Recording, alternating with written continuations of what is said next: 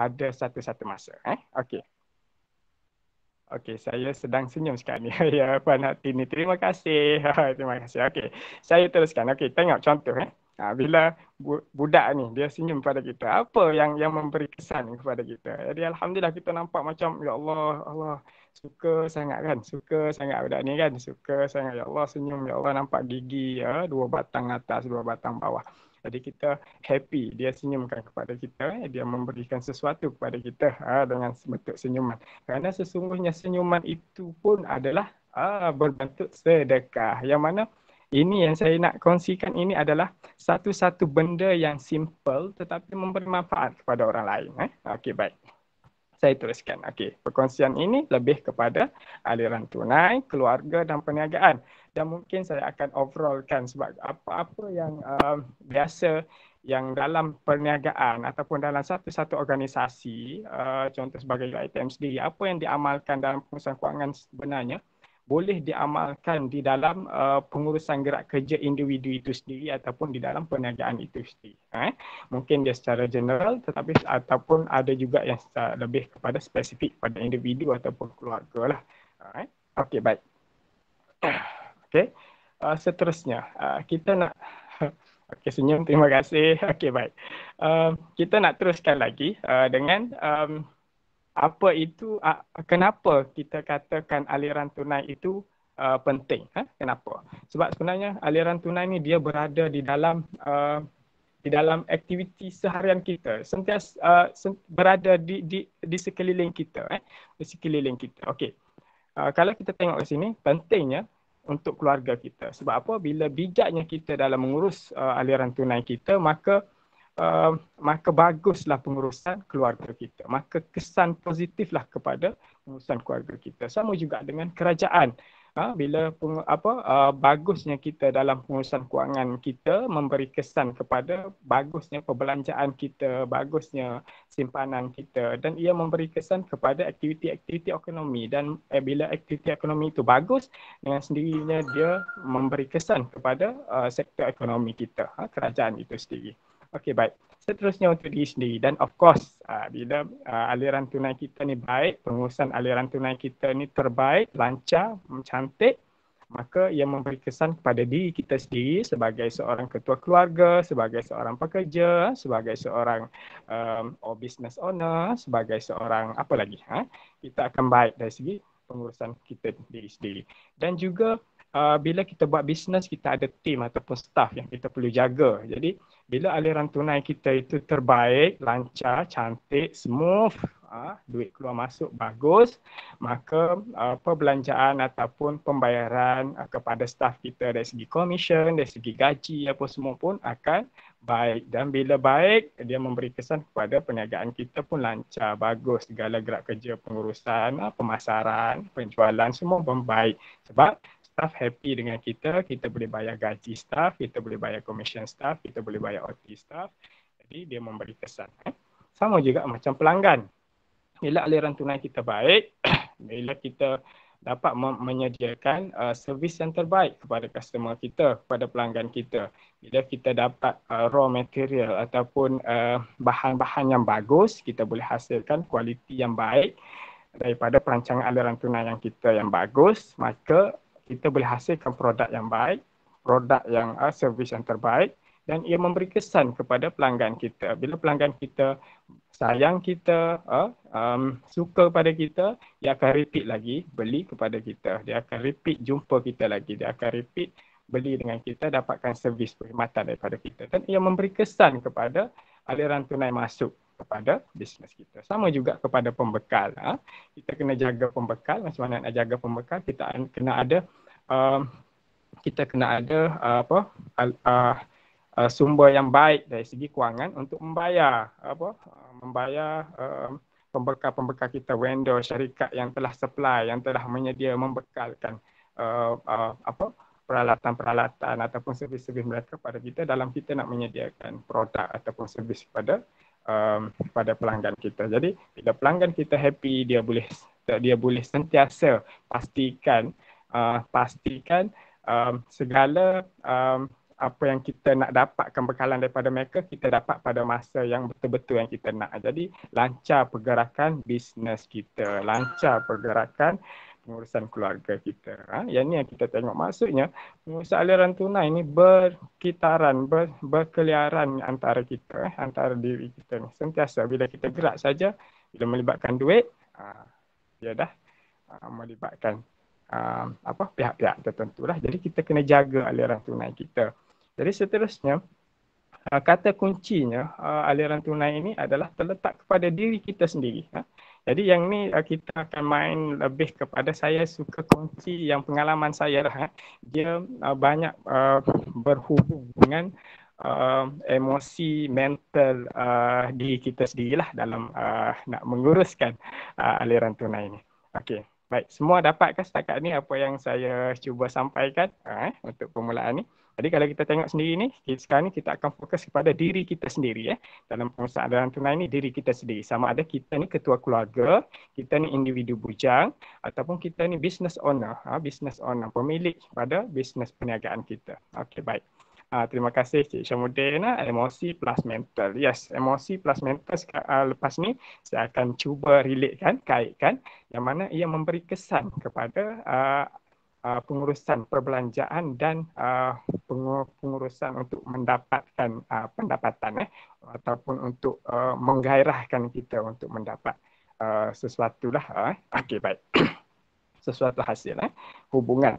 Jadi dan hubungan hubungan ni pun ada juga hubungan kita, maksudnya kalau kita dalam keluarga kita, hubungan kita di sekeliling kita dengan siapa. Kalau kita daripada di rumah, kita berhubungan dengan anak-anak, isteri, kalau kita dengan mak ayah, dengan adik-beradik, hubungan kita dengan jiran-jiran, hubungan kita dengan rakan-rakan sekerja kita, seoffice kita, rakan-rakan hubungan kita dengan staff.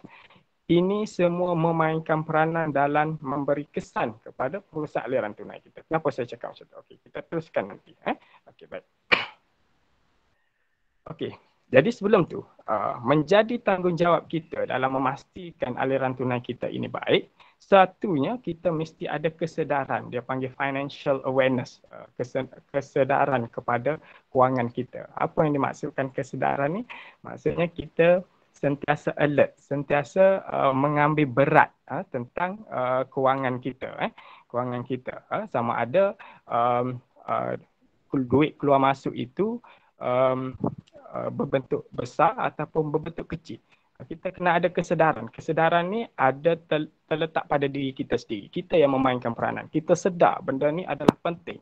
Kalau kita jaga benda ni, kita bagi aliran tunai kita sentiasa positif, maksudnya aliran tunai yang baik, keluar masuk yang baik, maksudnya kita akan lebih alert, hati-hati. Jadi kita sedar.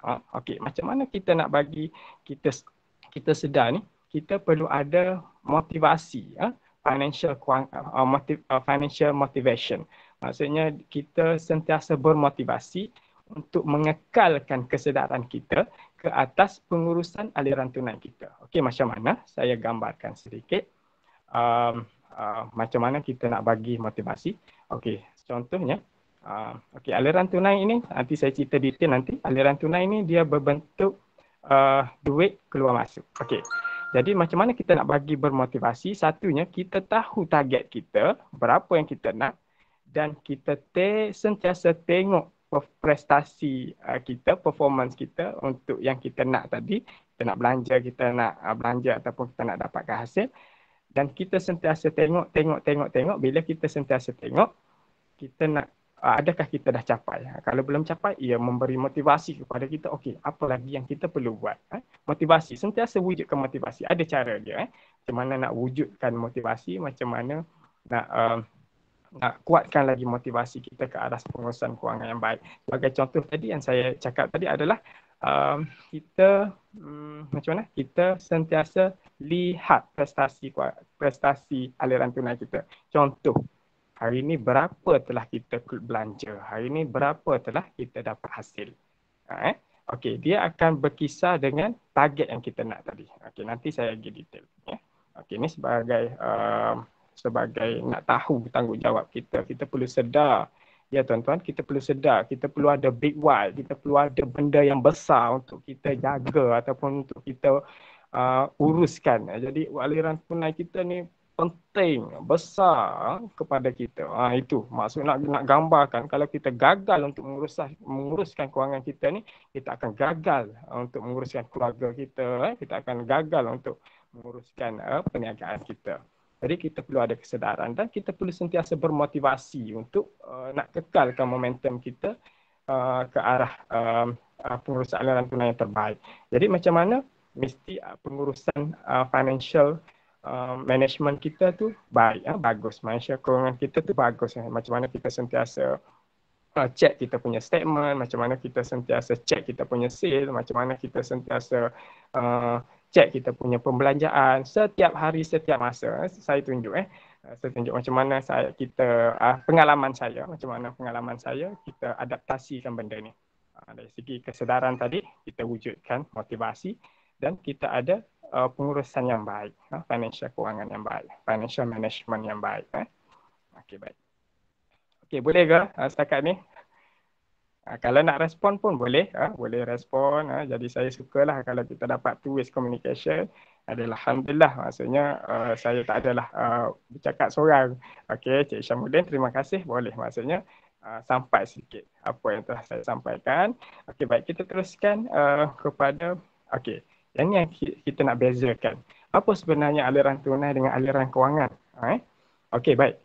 Yang ni saya cerita kongsi semata-mata atas dasar pengalaman saya, semata-mata atas dasar pemahaman saya selama hampir 6 tahun terlibat dalam perniagaan dan juga pengurusan keluarga kita sendirilah. Saya juga mempunyai seorang isteri dan 6 orang anak.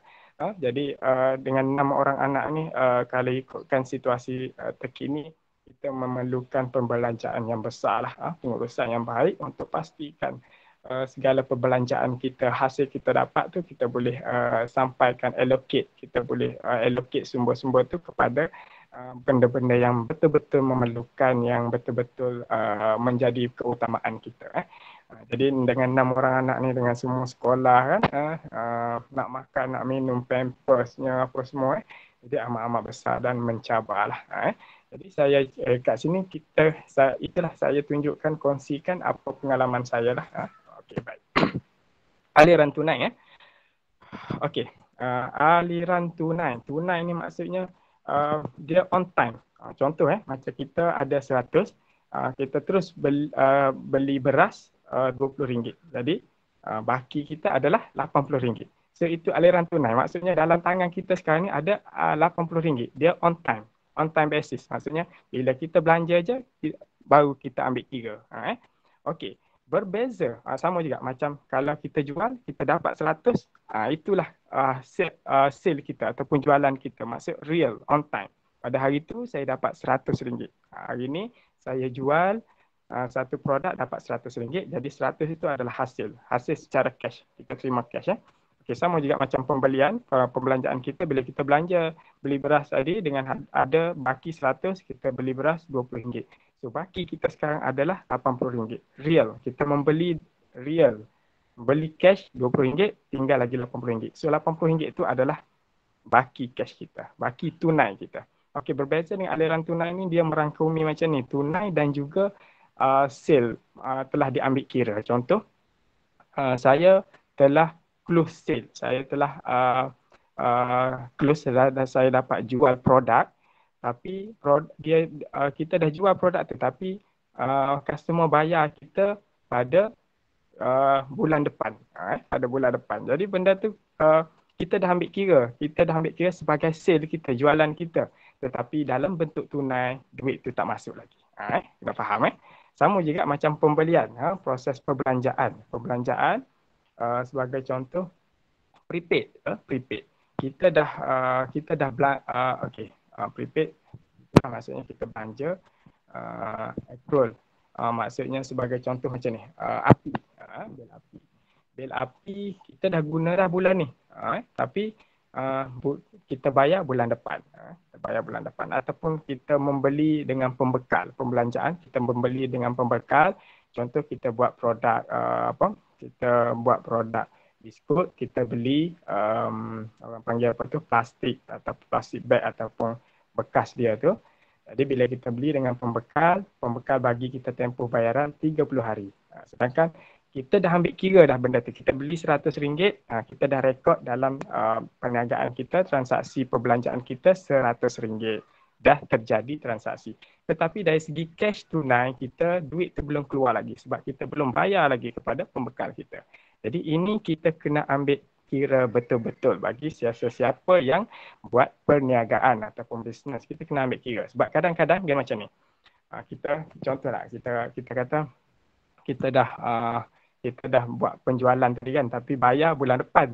Jadi kita pun suka dah. Okay, saya dah boleh jual dah RM100 hari ni. Sedangkan RM100 tu duit tak terima lagi. Cash tak ada lagi. Cash bulan depan.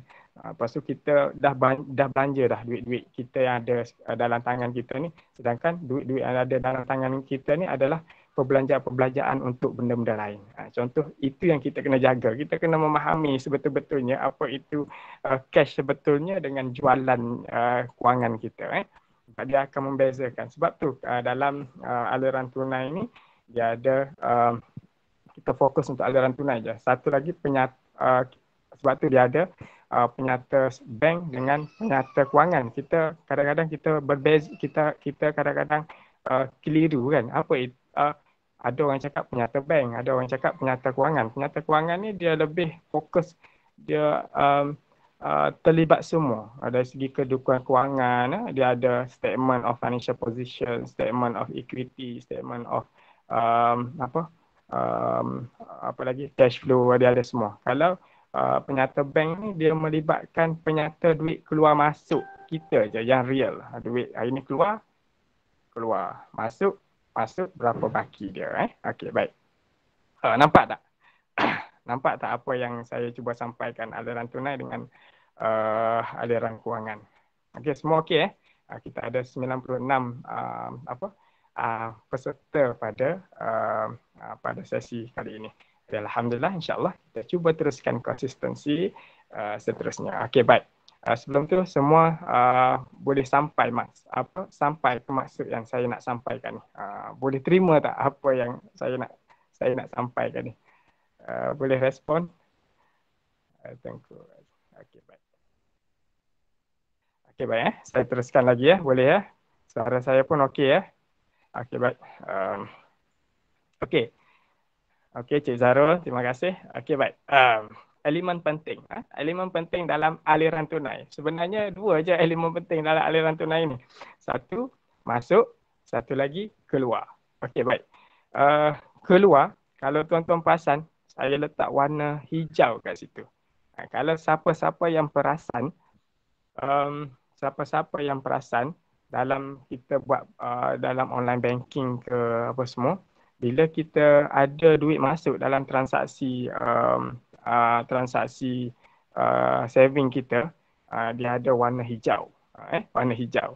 Itu menggambarkan hijau duit masuk, menggambarkan happiness, happynya duit masuk warna hijau. Dia menggambarkan kegembiraan. Dia menggambarkan keselesaan kepada kita sebab duit dah masuk warna hijau. Okey. Manakala bila kita buat pembelian ataupun pembayaran ataupun duit keluar, dia akan warna merah. Betul tak? Dia akan warna merah. Okey, kenapa tu? Sebenarnya warna itu adalah memainkan peranan dari segi mental dan emosi kita. Itu sebenarnya yang gaji dah masuk. Jadi dia warna-warna apa gaji dah masuk? Warna hijau kan? Maksudnya kita gembira.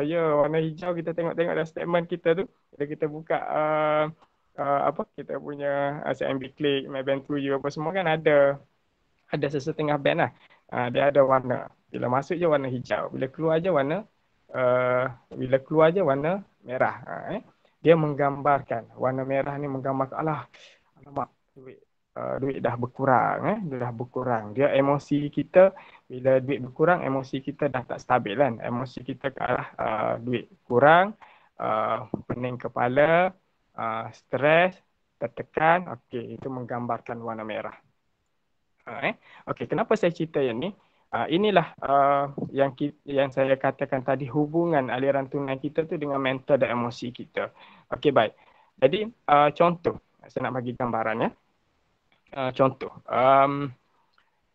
adakah kita nak sentiasa warna hijau ataupun warna merah bila kita nak tengok statement kita? Jadi sebenarnya kita perlu kawal. Kita perlu kawal. Kita perlu kawal emosi kita. Macam mana nak kawal emosi? Kita kawal pengurusan aliran tunai kita.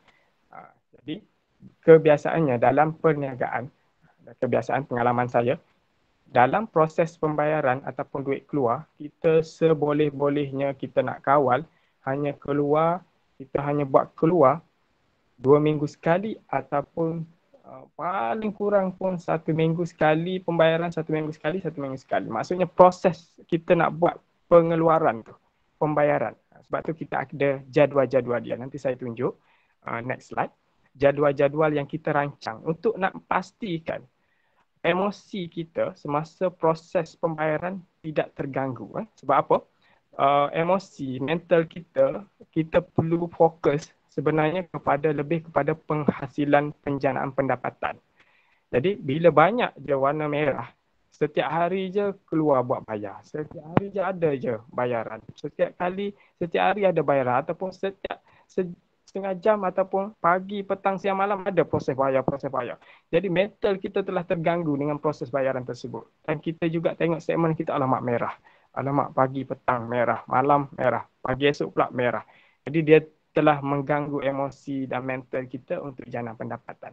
Sebenarnya kita perlu banyakkan warna hijau. Kita perlu fokus setiap hari ada je dalam transaksi bank kita warna hijau, duit masuk je. Jadi bila duit masuk, kita happy. Wah, masuk. Ya, Alhamdulillah. Oh, sekarang ni dah ada 1,000. Oh, masuk lagi 1,500. Oh, masuk lagi 1,000, 2,000.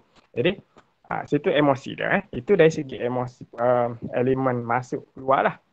Jadi, kita kena rancang pengeluaran, pembelian ataupun perbelanjaan kita. Sebab kita nak kawal emosi dan stability mental kita. Okey, ada contoh rekod yang Cik Saiful buat. Okey, yang ni, yang tu dia lebih detail sikit lah Cik Syamuddin, sebab kita masukkan di dalam transaksi rekod debit kredit kita untuk nak generate kita punya report financial statement kita lah. Yang tu tak apa, yang tu kita boleh detailkan nanti, yang tu khusus untuk nak dari segi perekodan financial kewangan kita lah, perekodan pengurusan kewangan kita. Yang tu lebih fokus pada teknikal pula. Tapi secara kasarnya, okey, saya tunjukkan kat sini, ini rekod yang paling penting. Kalau merah banyak keluar, stres. Okey, betul. Kalau masuk sikit kan, patutnya kita kena banyakkan masuk. Kita tak elakkan keluar. Okey, nanti saya tunjukkan kebiasaannya, normaliti di dalam pengurusan organisasi dalam proses bayaran. Sebab tu kalau tuan-tuan tengok di pejabat bendahari apa semua, kita ada tarikh-tarikh kita untuk proses bayaran. Sebab kita juga nak kawal duit keluar masuk tu. Sebab duit kita kena minta daripada Shah Alam masuk, Shah Alam PAM, baru kita boleh proses bayar. Jadi itu gambaran dalam organisasi UiTM lah. Sama juga dalam organisasi kita sebagai business owner dalam perniagaan dan juga individu. Sama, dalam individu, contohlah, kita dapat gaji hari ni kan. Lepas tu terus merah.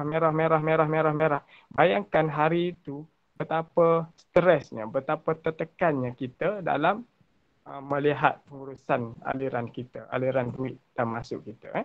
Sepatutnya, okey, nanti saya ceritakan macam mana nak elakkan benda tu ataupun macam mana kita nak kontrol lah secara di dalam setakat yang kita mampu. Bukan sebab memang kita tak boleh elakkan perbelanjaan apa semua tu, tetapi kita nak merancang untuk mengawal pengaliran keluar duit kita dengan lebih baik supaya mental dan emosi kita stabil. Bila mental, emosi kita stabil, kita boleh buat apa-apa benda, dia memberi kesan positif. Bila positif, kita nak buat sesuatu adalah amat-amat baik. Sebagai contoh lah, kalau kita dalam bos kita kan, kalau kita tengok dia dalam keadaan positif, senyum apa semua, itu kita berani sikit lah untuk bercakap, untuk borak-borak ataupun untuk nak tanya sesuatu lah. Okey, bayangkan kalau pada saat dan ketika tu dia muka merah-merah, dia sangat stres, banyak masalah ke apa semua, ataupun kita nampak gerak badan dia pun nampak macam dia dalam keadaan yang tak sesuai untuk kita tanya. Jadi kita sendiri pun tak berani nak masuk dekat sebab aura positif dengan negatif akan berlawanan. Kita kena positif barulah benda tu masuk. Jadi bila mental kita positif, kita boleh fikir, kita boleh gunakan emosi dan mental kita ni lebih kepada macam mana nak hasilkan, nak dapat hasil yang banyak lagi. Macam mana kita nak dapatkan lagi hasil warna hijau ni, macam mana kita nak fikir ke arah tu. Sebab dari segi konsep aliran tunai ni, kita nak banyakkan hijau, nak banyakkan duit masuk, kalau boleh setiap hari, kita nak lambatkan proses pengeluaran ataupun proses bayaran. Sebab tu kita dalam perniagaan, kita ada bila kita beli bekal, kita ada beli stok apa semua, kalau kita dapat kredit term daripada pembekal kita amat suka. Sebab proses kita boleh bayar dia dalam tempoh 30 hari, 60 hari. Jadi ia memberi kesan kepada cash flow kita untuk keluar masuk, untuk kita gunakan duit kita ni kepada benda yang lebih menjadi keutamaan. Okey, baik. Nampak kat sini ya. Okey, baki yang keluar tu. Okey. Yang ni yang paling simple lah kalau kita nak rekod untuk individu dan juga untuk perniagaan. Yang ni yang paling simple. Saya cerita yang paling simple. Maksudnya perlu tahu rekod keluar dan masuk.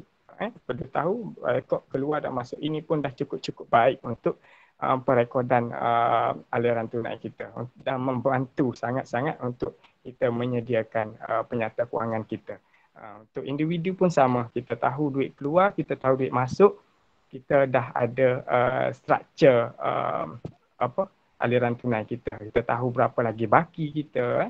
Jadi tidaklah kita terganggu. Hari ni duit gaji masuk, hari esok lusa dah tak ada dah. Duit kita dah tak ada sebab kita dah belanja ataupun dah terkeluar kepada benda-benda yang tidak penting, ataupun sebab kita tak tahu berapa duit kita ada lagi baki, kita main belanja ya kan. Okey, baik. Jadi kita kalau boleh kita cuba amalkan. Paling ringkas pun keluar masuk. Benda ni kena ada motivasi untuk tengok. Bila kita bermotivasi untuk tengok, kita bermotivasi untuk tingkatkan. Contoh hari ni keluar banyak daripada masuk. Jadi kita macam bersemangat, saya perlu cari lagi ni. Sebab target saya hari ni adalah 100. Jadi sepatutnya hari ni dah dapat RM50. So ada RM50 lagi. Macam mana saya nak dapat RM50 lagi? Macam mana? Mental kita lebih fokus kepada pencarian hasil. Okey, baik. Saya teruskan. Okey, macam ni lah. Jadi macam mana kita nak bagi stabil, mudahkan urusan aliran tunai kita. Satunya target kita lah perlu ada. Target kita perlu ada.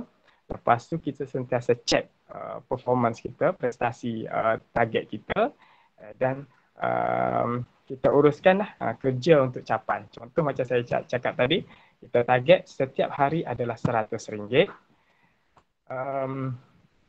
Jadi kita check setiap hari sampai pagi ada RM10 masuk, tengah hari ada RM60 masuk, jadi ada baki lagi RM40 sebelum kita tutup perjalanan gerak kerja bisnes kita hari ini. Saya perlu capai RM40 lagi. So macam mana nak dapat RM40 lagi?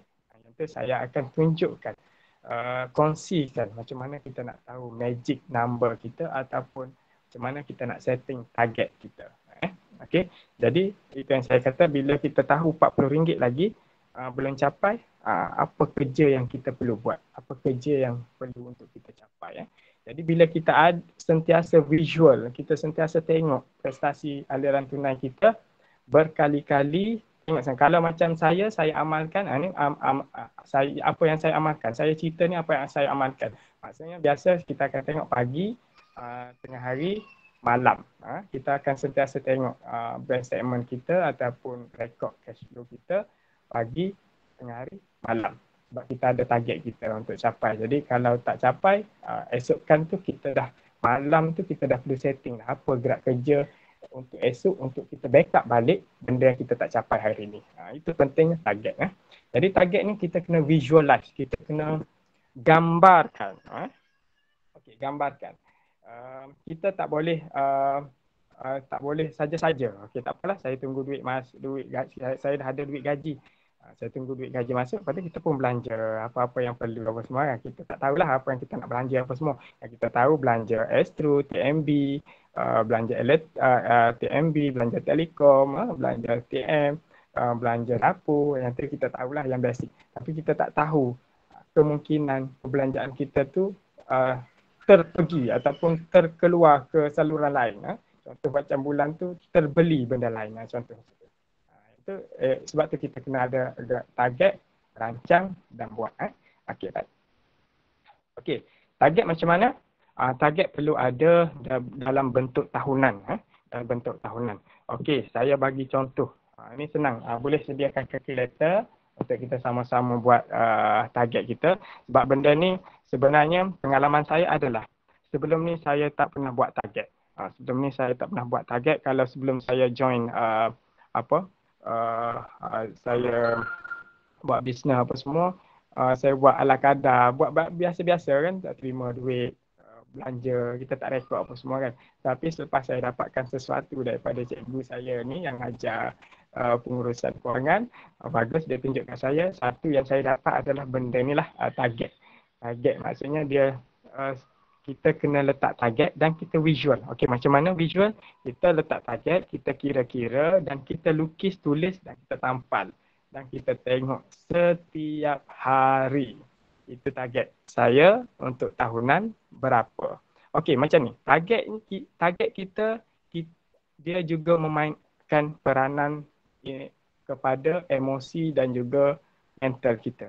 Jadi, saya suka bekerja dalam bentuk number. Maksudnya kita perlu ada number untuk kita kerja. Sebab number dia tidak tipu kita. Sebagai contoh, bulan ini kita perlu dapat 20,000. Saya ada figure 20,000 bulan ni. Contoh, saya tunjuk gambaran dia. Jadi, macam mana nak dapat 20,000? Kalau saya tengok kepada bulanan, ia amat besar. 20,000 tu amat besar. Jadi kita kecilkan kepada mingguan. Berapa? Kalau 20,000 bahagi, contoh kita pakai buat. Okey. Okey, 20,000. Okey, kita pergi kepada ni lah. Kita pergi kepada tahunan dulu. Tahunan. Contoh dalam setahun 2021 ni kita target contoh 300,000. Kita pergi kepada figure yang relevan lah. Contoh lah, saya letak dulu target supaya lepas-lepas ni tuan-tuan boleh buat untuk individu untuk sendiri lah. Kalau ada perniagaan boleh letak sendiri. Okey, baik. Kita letak 300,000. Contoh 300,000 bahagi dengan 12. Kita kecilkan kepada bulanan. Kalau kita tengok setahun 300,000 kita nak target. Ya amat-amat besar. Kalau kita tengok, 300,000 macam mana ni? Susahnya. Okey, kecilkan kepada bulanan kita. Kecilkan kepada bulanan. Maksudnya dalam sebulan kita perlu capai target kita 25,000. So, kalau 25,000 dalam sebulan ni kita pun rasa macam besar lagi kan. 25,000 ni macam besar sangat. Macam besar. Memang betul-betul besar.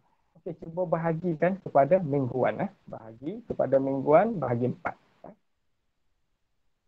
Dalam seminggu kita perlu jana income ataupun pendapatan ataupun hasil daripada perniagaan kita ataupun individu yang buat apa-apalah bisnes ke apa semua yang pendapatan sampingan apa semua, boleh letak target masing-masing, tak kisah berapa. Yang ni kita tunjuk gambaran dulu 300,000. Okey, 6,250, betul ke? Okey. Bila 6,250 ini dalam mingguan. Dalam seminggu kita ada 7 hari. Kita kecilkan lagi kecilkan lagi. Bahagi 7 hari. Bahagi 7. So, kita dapat RM892 untuk satu hari. Okey, baik. Tuan-tuan dah dapat figure satu hari. Figure satu hari.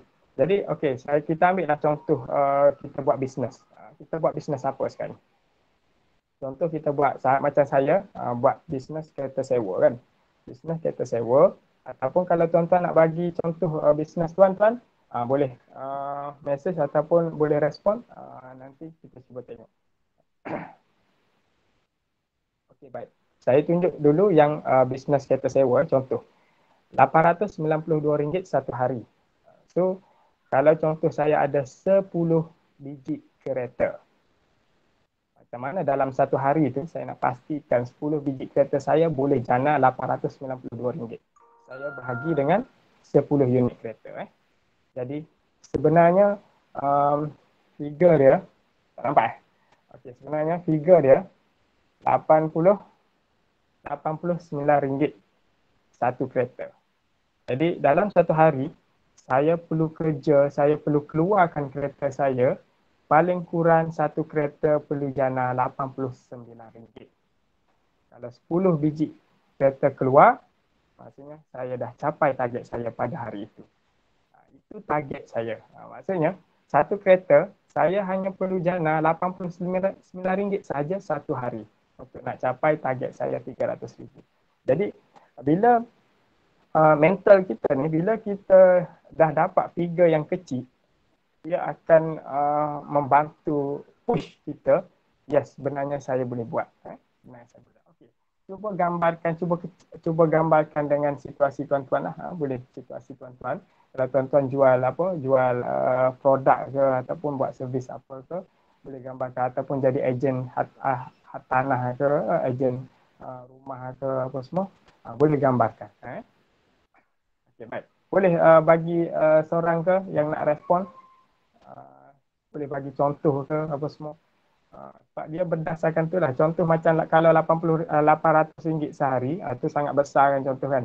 Kita cuba kecilkan target, letak target kita tu biarlah berkadaran, biar dah benda tu spesifik yang jelas, biar measurable, biar boleh dikira senang, biar benda tu kita boleh capai, biar benda tu relevan, biar benda tu timely basis lah. Maksudnya kita tahu benda ni nak target berapa lama. Contoh macam saya tadi dapat figure 25,000 dalam sebulan.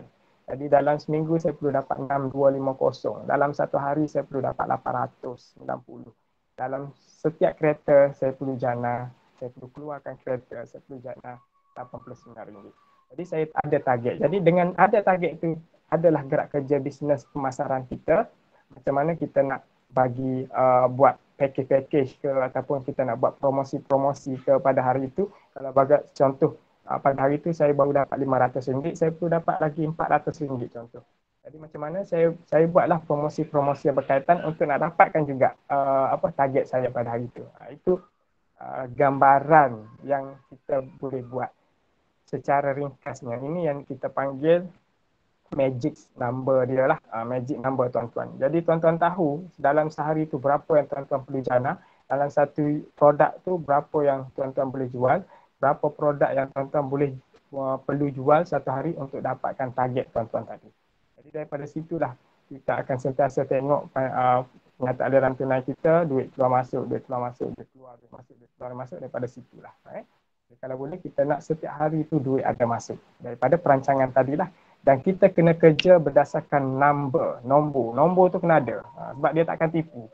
Contoh kita target 892 tapi hari ni baru dapat 500, so dia tak tipu. Kita memang belum capai target lagi 892, kita baru dapat RM500. Itulah dari segi konsep, dan ia telah memberi kesan, memberi motivasi kepada kita. Sebab bila kita ada number, memberi motivasi untuk kita kerja lebih lagi. Okay, baik. Di sini saya tunjukkan magic number tadilah. Kita kenali target kita harian, bulanan, tahunan. Kita cuba kecilkan lagi supaya ia lebih mudah untuk bagi tahu kepada otak kita untuk kita kerja. Benda ni sebenarnya RM89 je satu hari, satu kereta. Kita cuba kecilkan target kita. Okey, baik. Boleh ya tuan-tuan?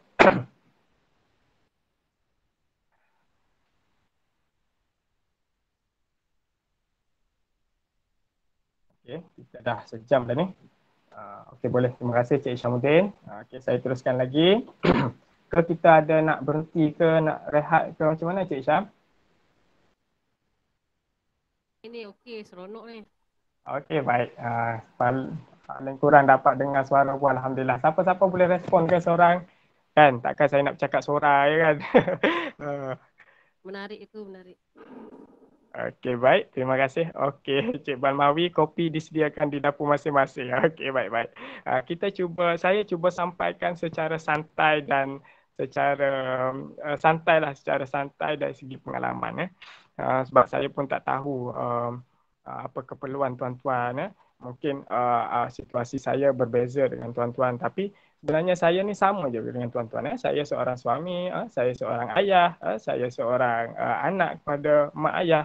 Saya seorang pekerja, saya juga bisco partner kepada bisnes. Jadi kalau ikut situasi itu sama. Jadi kalau boleh boleh diguna pakai lah, boleh kesesuaiannya. Okey, baik. Tipsnya untuk target keluar masuk tadi yang saya cerita tadi. Okey, bila kita ada target, mudah untuk kita belanja dan simpan apa-apa semualah. Dan apa-apa perbelanjaan kita mestilah kita dokumenkan. Kita simpan dokumen kita tu. Kita simpan. Okey, sekejap. Nanti saya tunjuk. Okey, baik.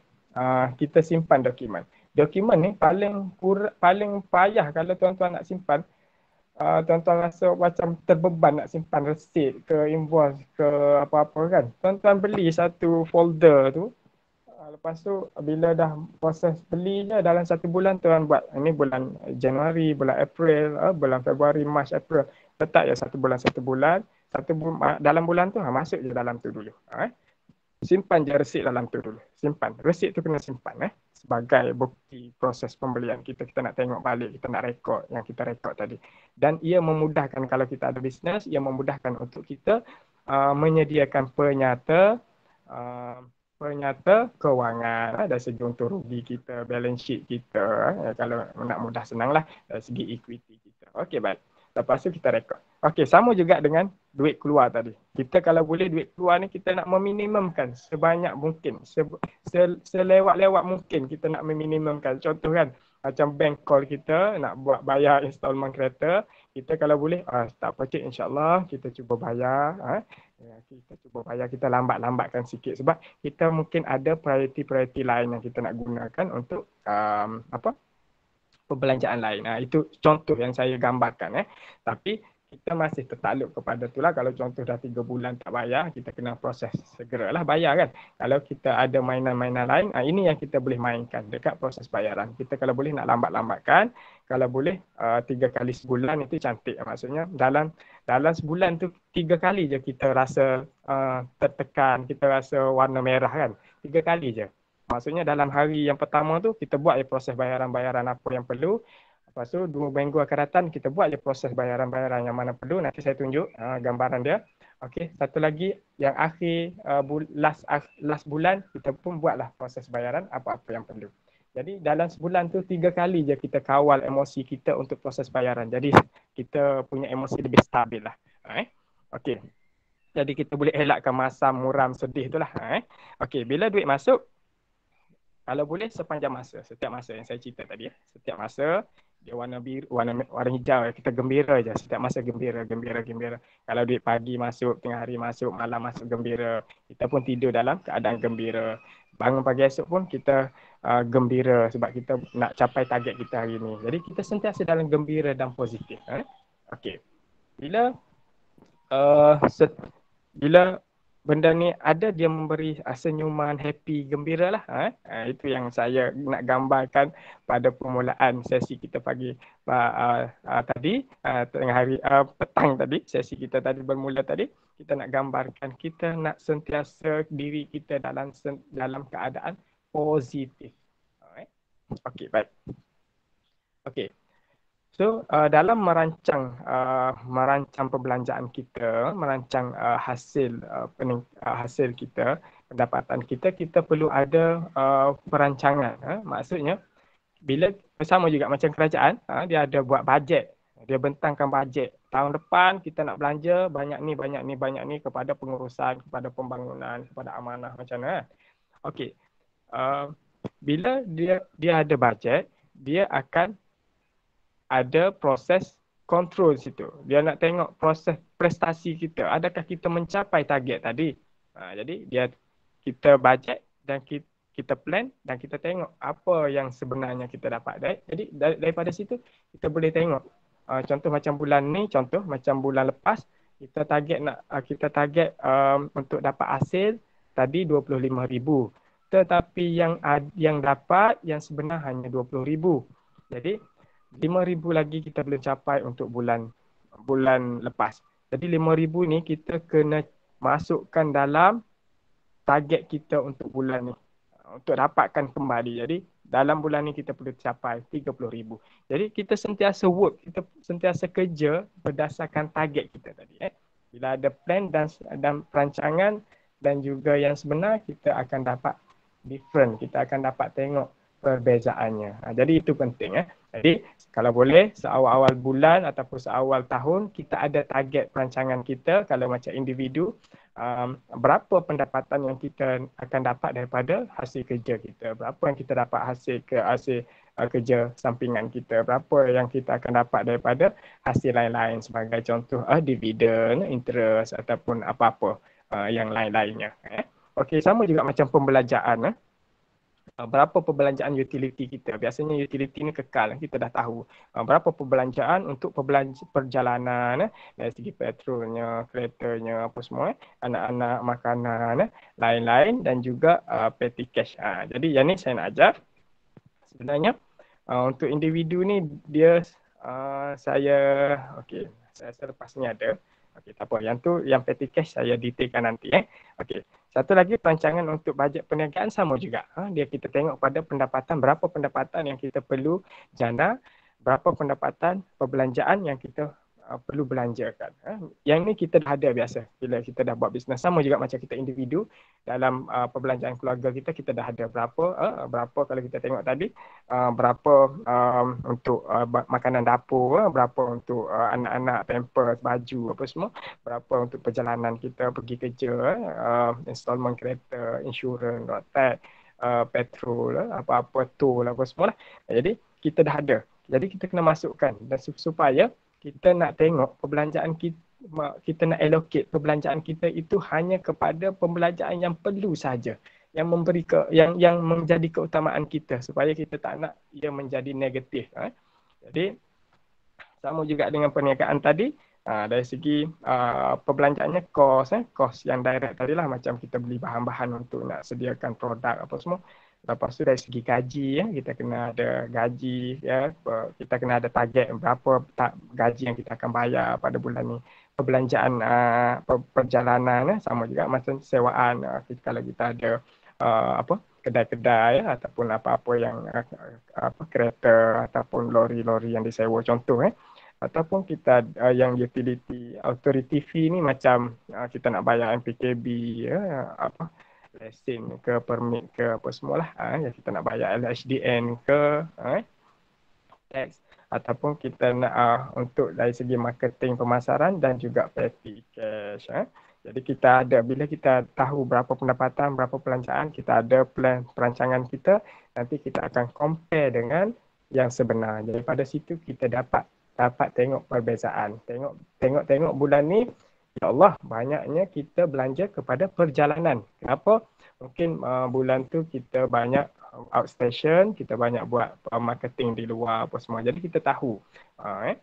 Sama juga macam utility, kenapa banyak bil bulan ni, kenapa sedangkan bulan lepas 100 je, bulan ni 200. Kenapa? Mungkin kita boleh kurangkan. Kita boleh tengok prestasinya yang kita boleh rancang untuk kurangkan ataupun kita boleh rancang untuk tambahkan. Okey, baik. Okey, yang ni yang saya maklum tadi, yang perancangan bayaran. Maksudnya kita nak rancang proses bayaran kita tak adalah. Saya bagi contoh macam ni. Bagi contoh kita jual, yang nampak jelas adalah kita jual ni, contoh kita jual goreng pisang. Bila kita jual goreng pisang, kita ada sewa tapak gerai.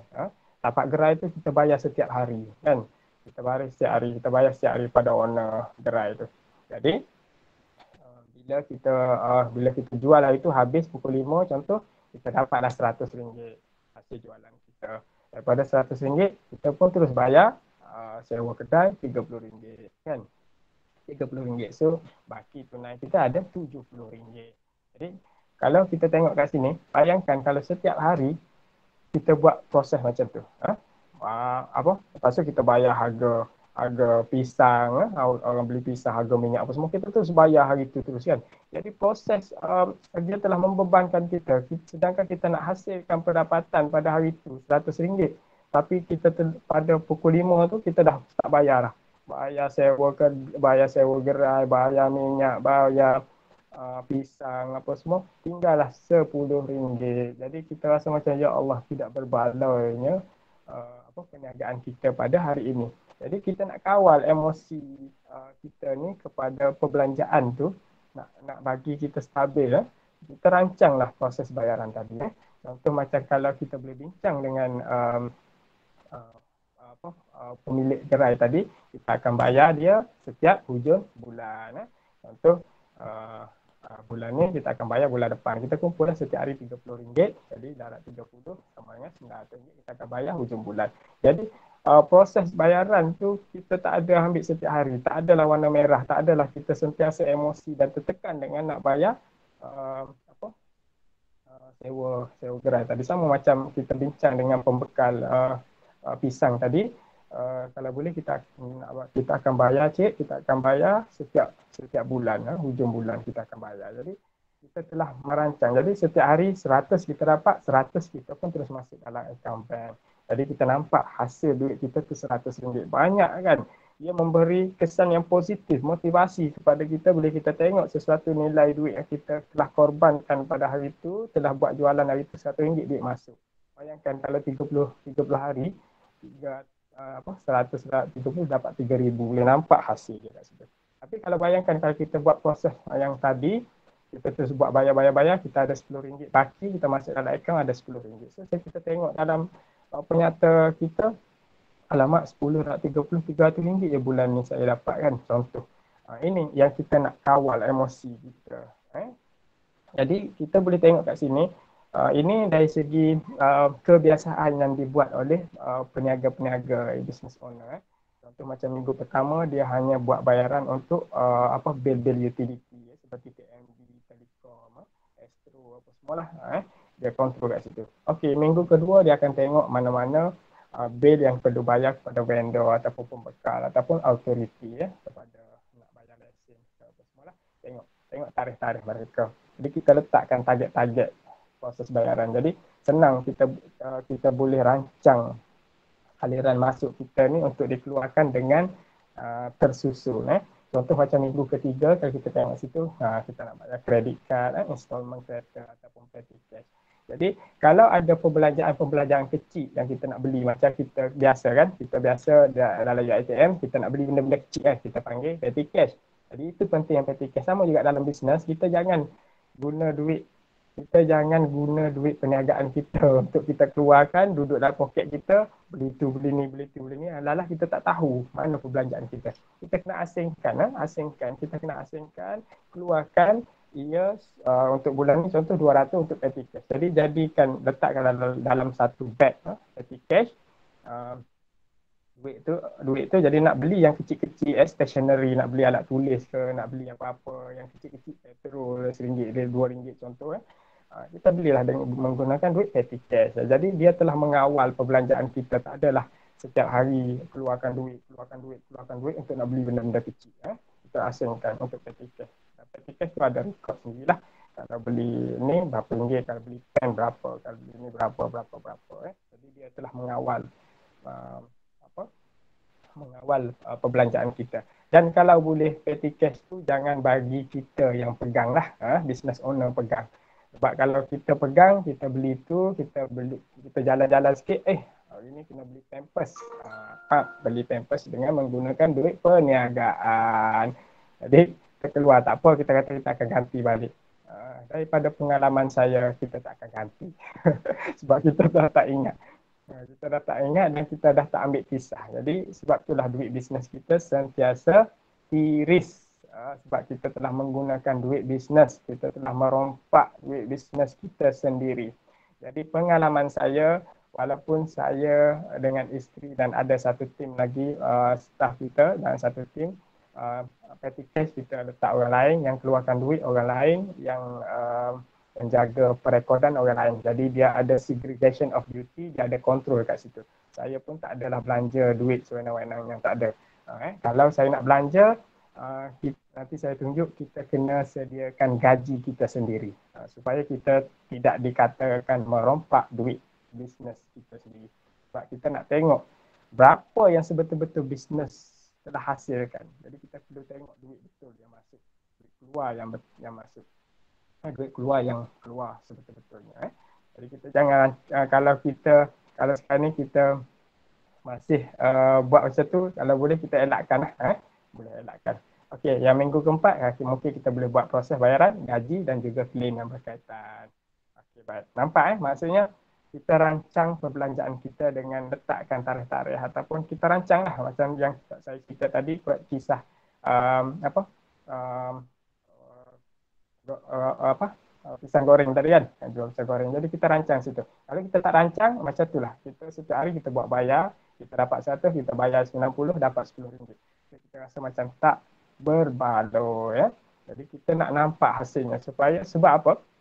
Sebab dalam betul-betul jangan jadi perompak bisnes sendiri. Rekod keluar masuk kena mantap. Ya betul upaya ni jadi insya-Allah kalau kita dah dapat yang ni sebenarnya tak boleh lari. So, kepada business owner yang mula-mula buat bisnes memang akan jadi macam ni. Selepas dia dah dapat info sikit, dia dah dapat sharing daripada orang-orang lain apa semua, barulah dia tambah baik pada petty cash, pada dia uruskan betul, dia ambil gaji sendiri, barulah terancang dengan betul lah. Tak apa. Anggaplah sebelum ni kita tak dapat info, tapi selepas kita dah ada info ni, kita cuba perbaiki lah, kita cuba tambah baik. Okey, baik. Ini ambil gaji sendiri. Okey, macam mana kita nak ambil gaji sendiri?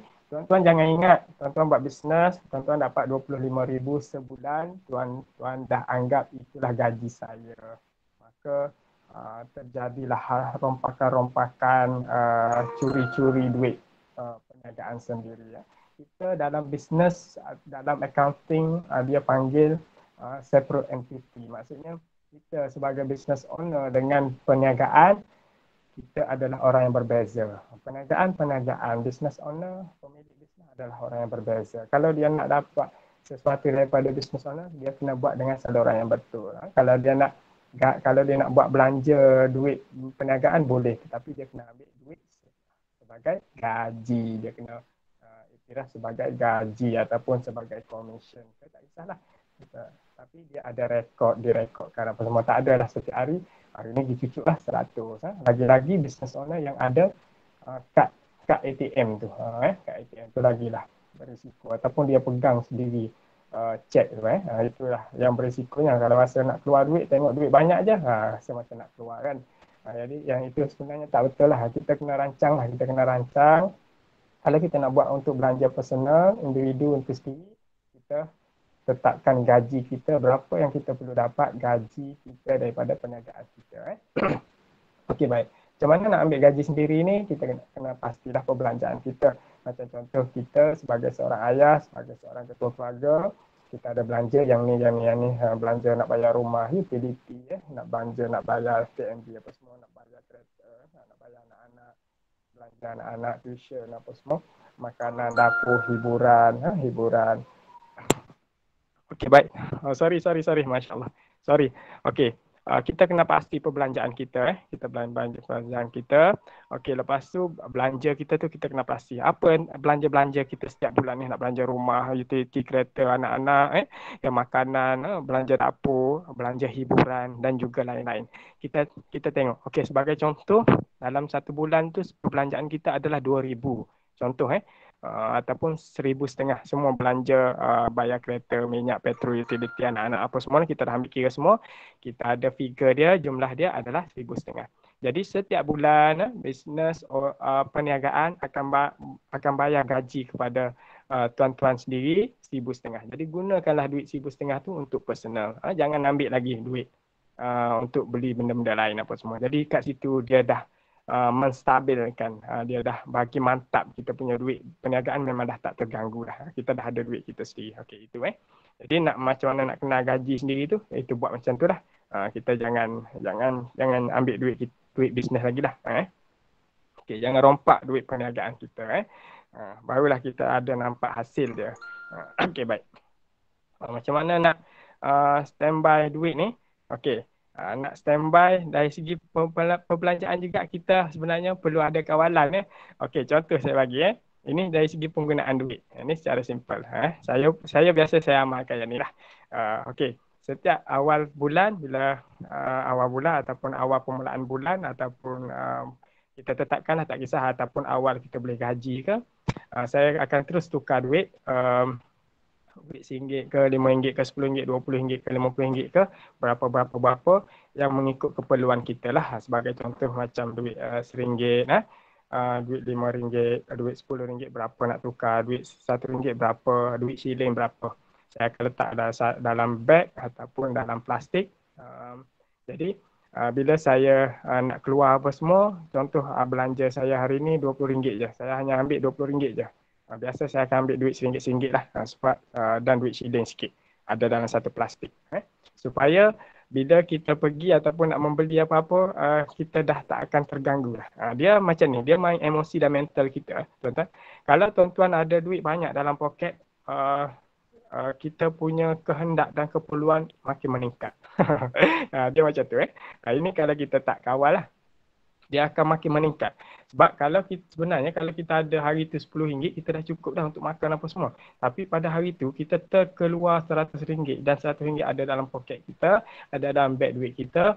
Maka bila kita berjalan-jalan, kita terjumpa tepi jalan tu ada orang ada jual yang ni, ada jual yang ni, dan kita rasa benda tu rasa macam tak pernah makan lagi, dan kita rasa macam hari ni saya rasa macam nak makan ni, saya rasa yang ni dah lama dah tak beli, okey saya berhenti beli. Sepatutnya yang tu tak termasuk dalam perancangan kita untuk hari tu pun. Tapi disebabkan duit ada dalam poket kita, lepas tu bila pergi, bila nak balik tu isteri call suruh beli susu, suruh beli susu pekat, suruh beli minyak, gula. Jadi bila kita pergi je beli gula, beli minyak apa semua tu, sebenarnya belanja kat situ, contoh kita beli gula apa semua dalam RM22.50 kan. Tapi dalam poket kita ada duit RM50. Jadi kita pun bagi terus RM50. Jadi dia akan keluar, dia akan keluar cucu kat kita. Cucu kat kita berapa? RM27.50. Jadi duit tu dah macam dah pecah dah duit kita.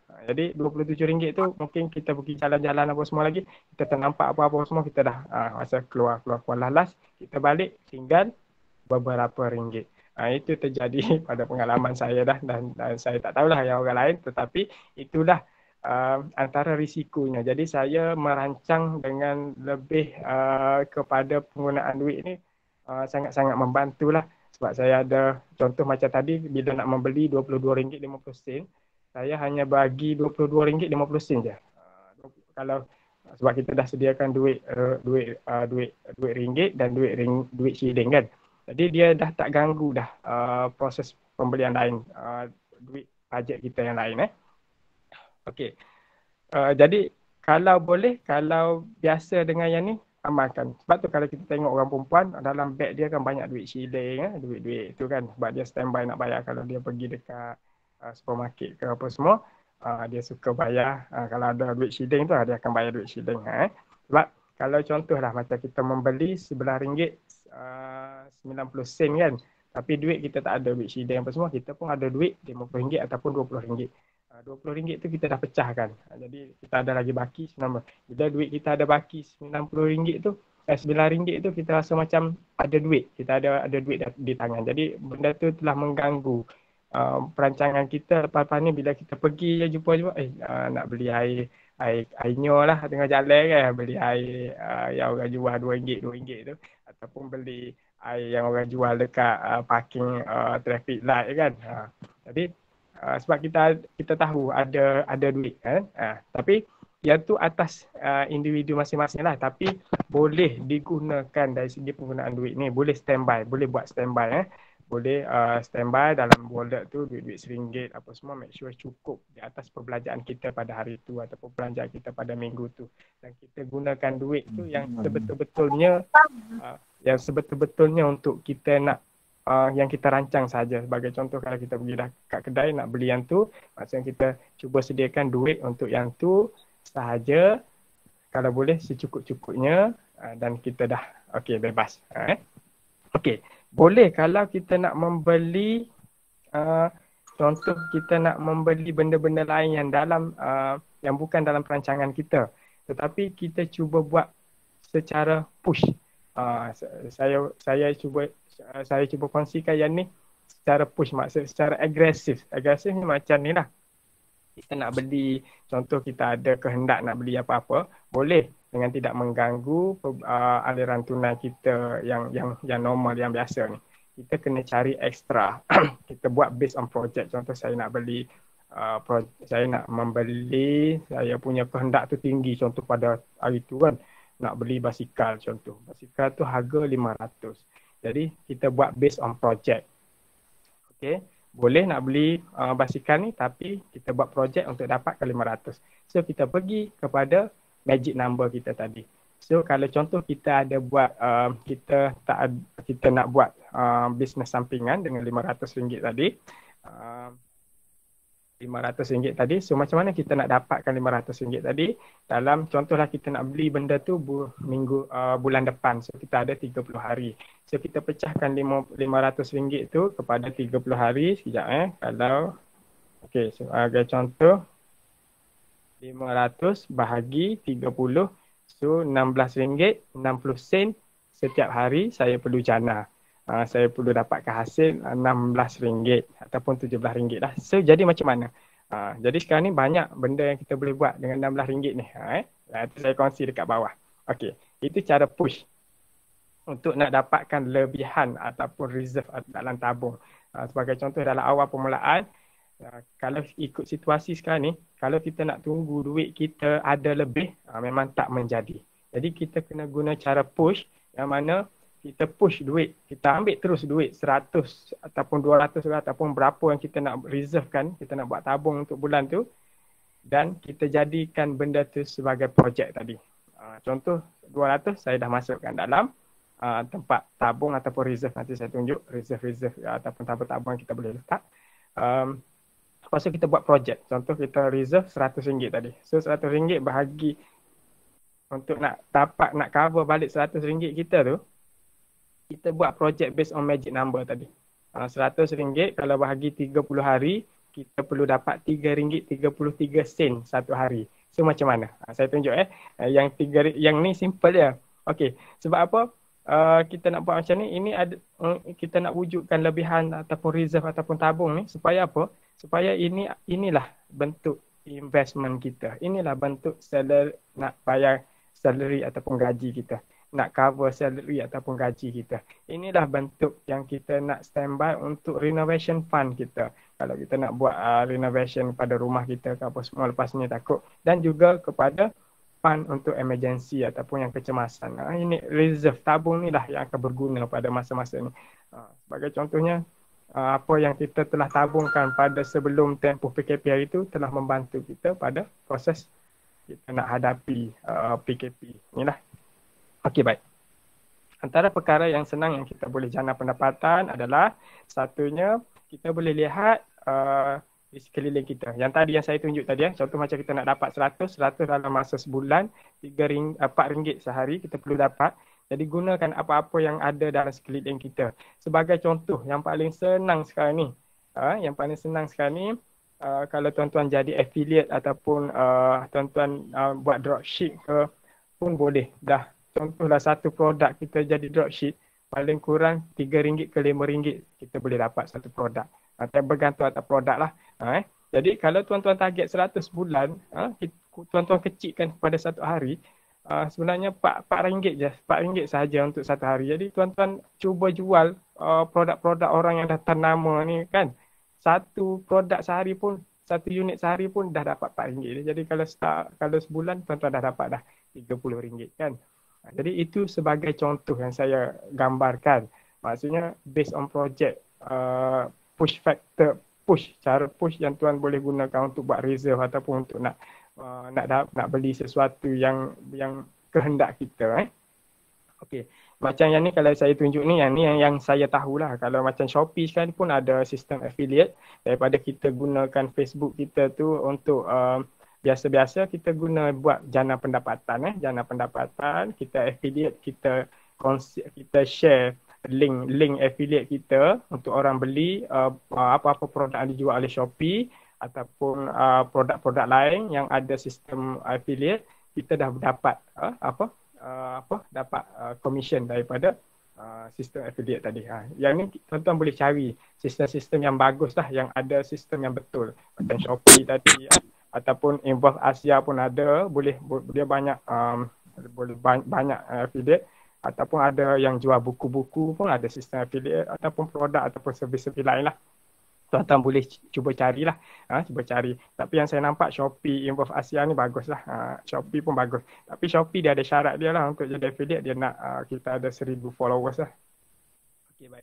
Ini yang saya tahu lah. Ataupun dalam sekarang ni kalau dalam Facebook yang kita duk guna sekarang ni, Facebook, sebenarnya banyak kerja dalam Facebook tu yang kita boleh cari. Sebagai contohnya, kalau orang tu suka menulis ataupun suka buat storytelling ataupun copywriter, dia boleh jadi admin page, dia boleh jadi admin page, dia boleh review produk-produk orang dengan berbayar, dia boleh jadi influencer kepada orang lain dengan cara berbayar, dia boleh jadi copywriter kepada page-page orang yang dah yang ada, yang nak dapatkan perkhidmatan dia, yang boleh jadi storyteller, joki live pun sekarang ni ada. Yang ni jawab ataupun kerja-kerja yang timbul daripada kesan teknologi yang kita ada sekarang ni, daripada kita Facebook baca saja, komen, like apa semua.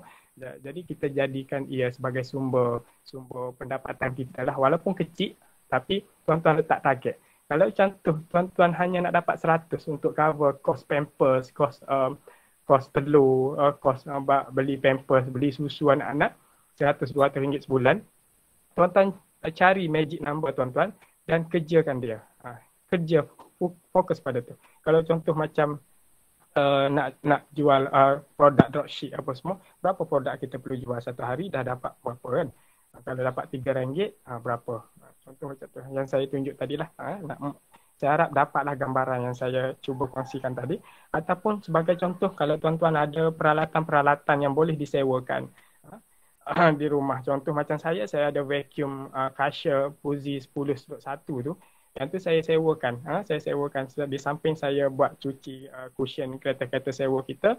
Kita juga bagi sewa pada masa kita tak guna, RM50 sehari. Jadi dalam sebulan kita adalah dapat 200 ke 300 sebulan daripada hasil sewaan mesin tu saja. Mesin tu dia jana pendapatan macam tu je. Kita tak perlu nak manage apa semua. Kita just buat marketing sikit.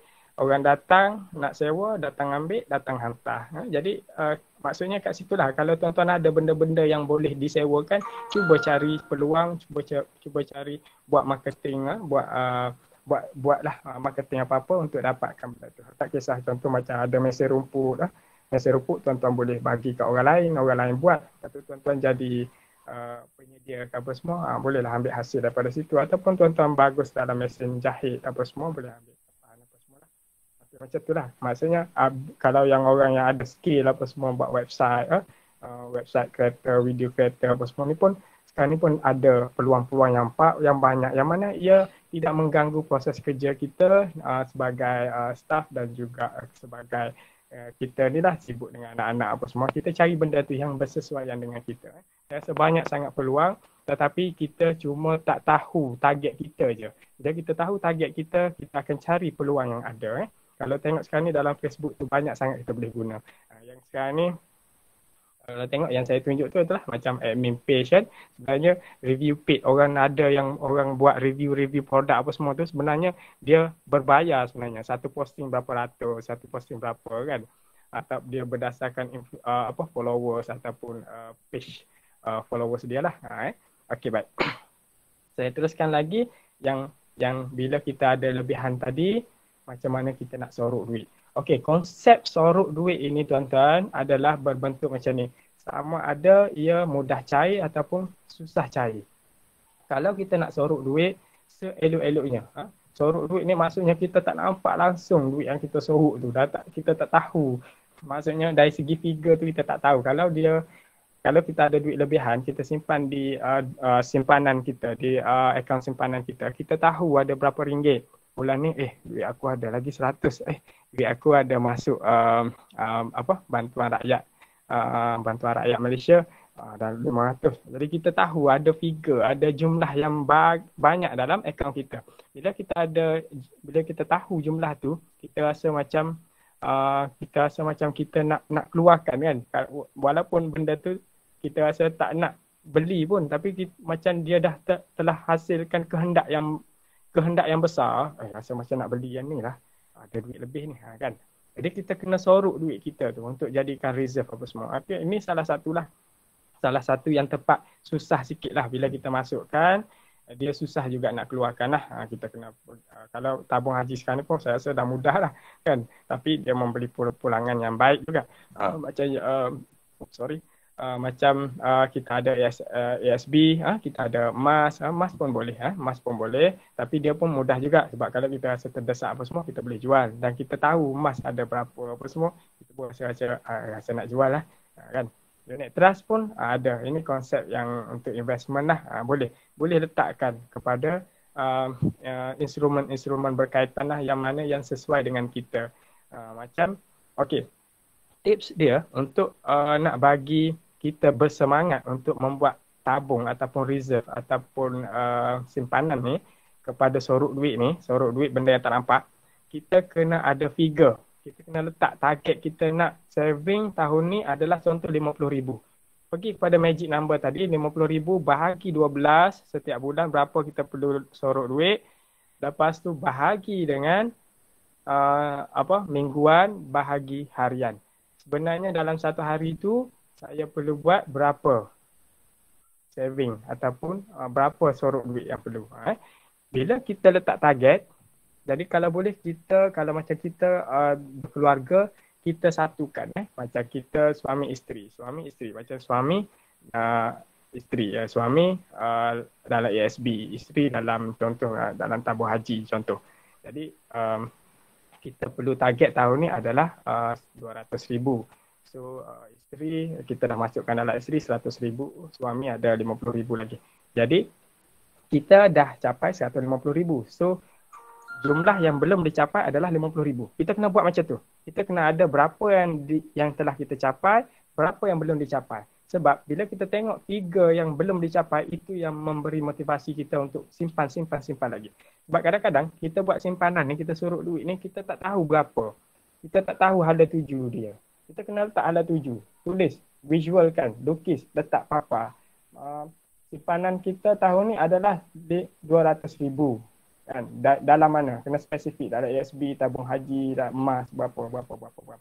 Jadi daripada situ kita akan laporkan setiap hari. Kita kena tengok sentiasa.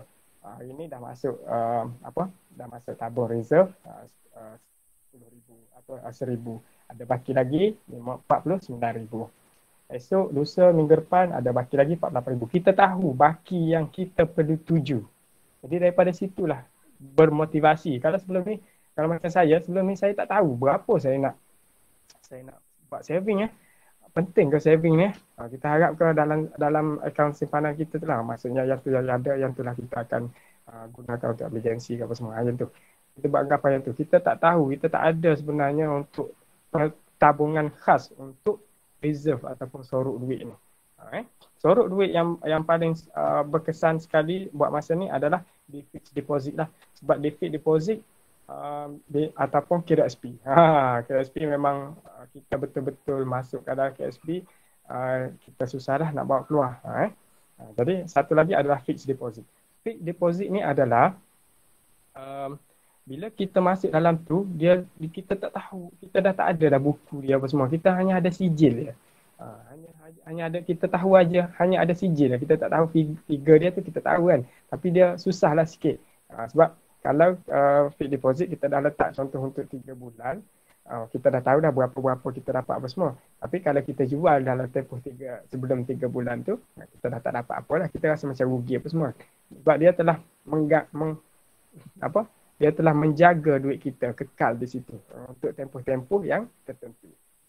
Jadi boleh amalkan untuk fixed deposit ataupun apa-apa instrumen yang difikirkan perlu.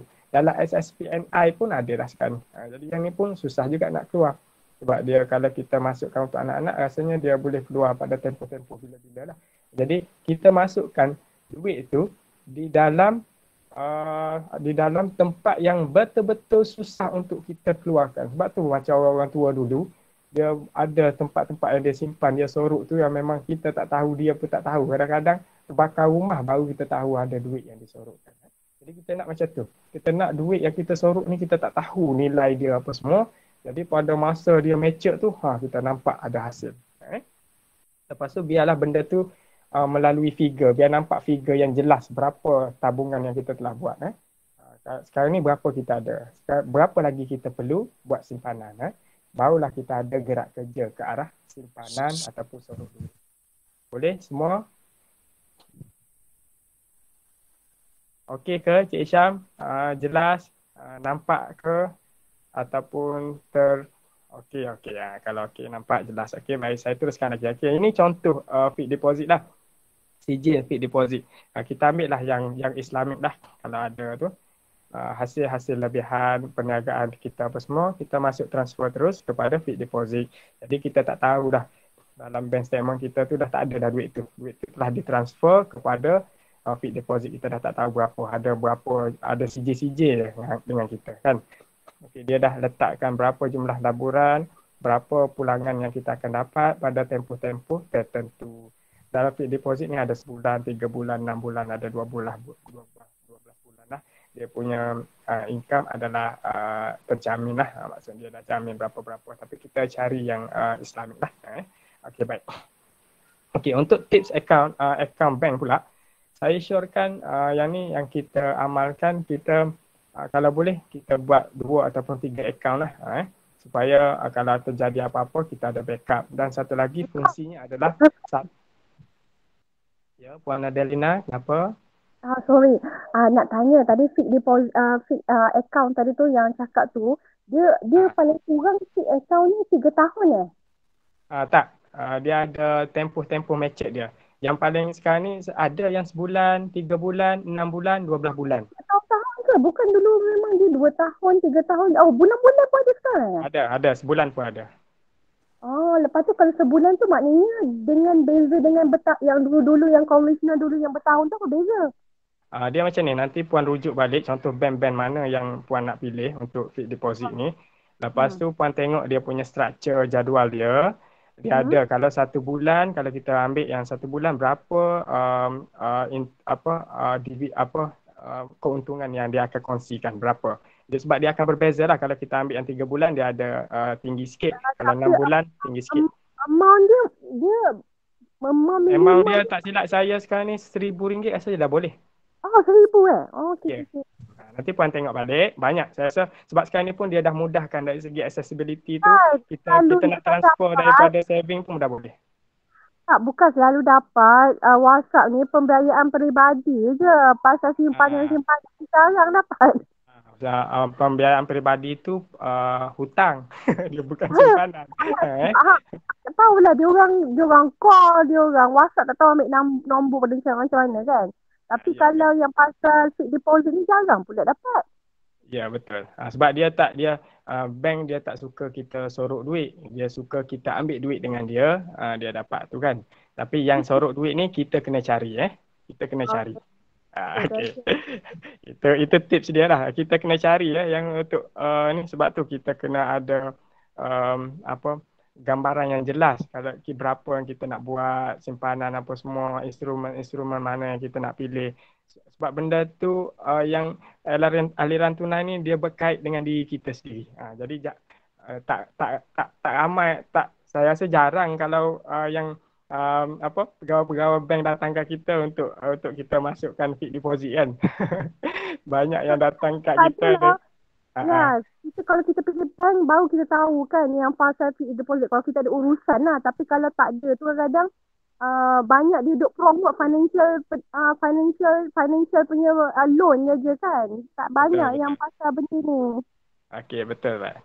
Okey, yang tip untuk fixed deposit juga saya syorkan kalau kita ada 100,000, kita jangan masuk satu sijil 100,000. Kita pecahkan sijil tu kepada beberapa sijil lah supaya kalau ada kes apa-apa emergency ke apa semua kita boleh cairkan satu sijil lah untuk kita buat urusan apa-apa. Jadi yang baki sijil tu kita masih boleh pegang dan stabil lah macam tu Lepas tu pilihlah apa tempoh-tempoh yang sesuai untuk kita dari segi perancangan kita. Okey, baik. Yang tip 3 akaun ni adalah satu, kita nak gunakan akaun tu untuk terimaan, satu lagi kita akan transfer kepada perbelanjaan, dan satu lagi untuk reserve tadilah, untuk reserve account, yang mana reserve account ni kita panggil king of emergency. Okey, jadi sesuai lah. Kalau kita ada 3 akaun yang baik ni, satu master bank. Yang ini kita untuk transaksi bisnes apa semua. Jadi bila hujung tahun dia, untuk awal bulan depan, untuk perbelanjaan tahun depan, kita dah ada bajet berapa, kita terus transfer ke satu akaun lagi. Satu akaun lagi tu untuk proses bayaran saja. Dia dah tak ada ganggu dah apa-apa.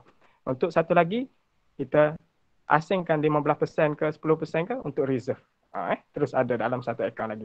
Dan master account ni kita akan terima, kita akan tengok duit keluar masuk apa semua. Okey, baik. Itu antara tips sahaja. Dia bukannya kita perlu buat. Kalau tuan-tuan rasa satu akaun telah mencukupi, teruskan dengan satu akaun. Cuma bila satu akaun ni, kalau kes apa-apa kita nak buat proses bayar ke, apa tu sistem down ke apa semua pada masa-masa tertentu, jadi ia telah mengganggu proses kita. Kalau kita ada beberapa akaun, ia memberi kemudahan kepada kita untuk kita fleksibel sikit. Okey, baik. Dan bila kita ada 3 akaun juga, banyak akaun juga, dia sebenarnya bagus untuk credibility financial profile kita lah. Profile kita akan lebih gegah lah. Kalau dia tengok reserve account kita tu banyak, perbelanjaan, terimaan kita pun ada transaksi keluar masuk yang bagus, dia akan memberi efek kepada profile kewangan kita. Dia sangat baik lah. Okey, jadi yang ni dah last lah ni. Jadi apa-apa yang saya kongsi tadi adalah dari segi gambaran, yang mana perkongsian daripada saya semata-mata lah, bukan dari segi teori ke, bukan dari segi perlu buat ke, bukan. Kalau rasa benda ni ada manfaat, bagus, baik, memberi kesan kepada kita, cuba buat. Yang paling penting sekarang ni yang saya nampak, kita perlu visualkan, kita perlu ada target, kita tunjuk, kita jelaskan di paparan kita setiap hari kita tengok. Yang tu yang saya dapat sebelum ni, yang mana saya tak buat. Jadi dia telah memberi kesan pada saya pada tempoh 2 tahun lepas, saya dapat buat umrah hasil daripada projek yang saya buat ni. Yang mana saya diajar untuk letakkan apa cita-cita, apa impian saya. Saya letak satu impian untuk pergi umrah bersama isteri. Jadi macam mana saya nak capai target tu, dia ajar saya untuk visualizekan benda tu dan buat terus gerak kerja. Jadi saya visualize berapa kos yang saya perlu untuk pergi suami isteri, 10,000. Dalam tempoh berapa lama, 10 bulan saya bahagi. Jadi dalam sebulan tu berapa yang saya perlu simpan. Jadi alhamdulillah selepas tempoh yang saya tetapkan tu, saya capai dan saya terus dapat grab untuk buat umrah bersama isteri hasil daripada gerak kerja yang saya buat dah.